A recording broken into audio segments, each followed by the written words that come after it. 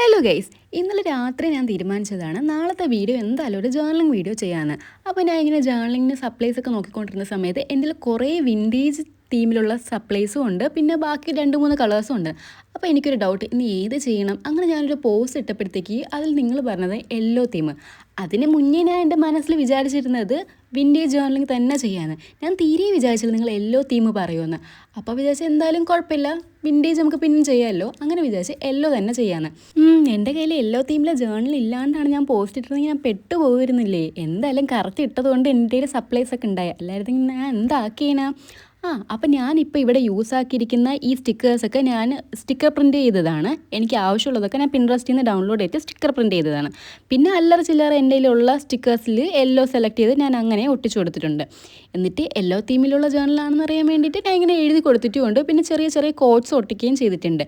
എനിക്ക് സത്യം പറഞ്ഞാൽ ഈ ജേർണലിങ്ങിൻ്റെ വീഡിയോ എങ്ങനെ കറക്റ്റ് ഷൂട്ട് ചെയ്യണമെന്നൊന്നും അറിഞ്ഞുകൂടാ. ഞാൻ ക്രാഫ്റ്റ് ഷൂട്ടാക്കുന്ന പോലെയാണ് ഇതും ഷൂട്ടാക്കുന്നത്.